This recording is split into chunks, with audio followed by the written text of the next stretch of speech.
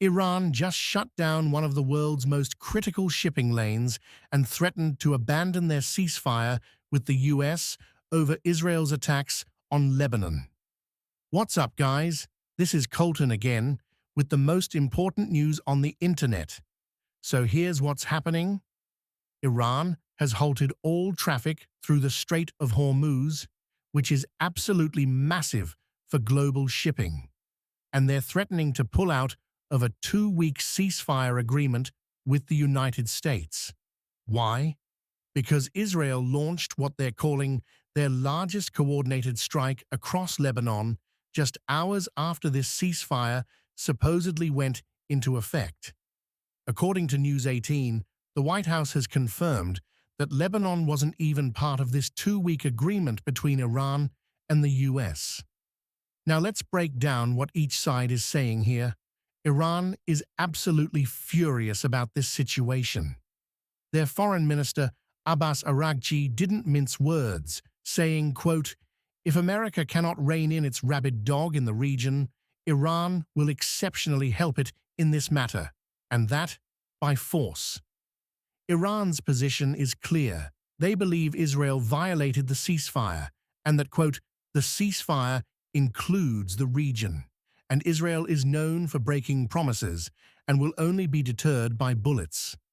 The Iranian Navy has officially notified vessels that the Strait of Hormuz waterway is closed, and Iran's armed forces are reportedly identifying new targets in response. On the flip side, Israel and the White House are saying Lebanon was never part of this ceasefire deal to begin with.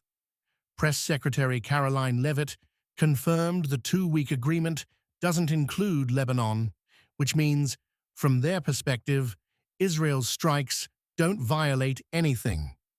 Israel's military carried out these coordinated strikes, claiming they were necessary operations, not ceasefire violations.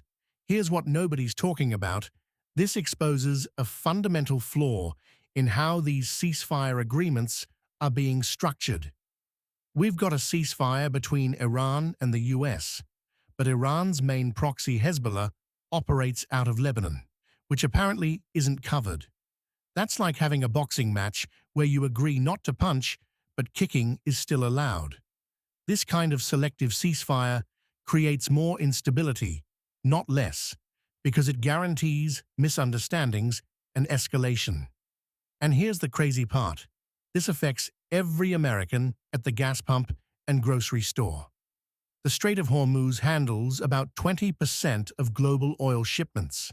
When Iran shuts that down, even temporarily, oil prices spike worldwide. We're talking about higher gas prices, increased shipping costs for everything from food to electronics, and potential supply chain disruptions. Plus, if this ceasefire completely falls apart, we could be looking at a much wider regional conflict that pulls in more US resources and attention. The fact that we're seeing this level of escalation just hours into what was supposed to be a cooling-off period shows how fragile this whole situation really is. Do you think these partial ceasefires actually make things worse by creating confusion about what's allowed? Drop your take in the comments below. I read every single one. I'm Colton with the most important news on the internet. See you tomorrow.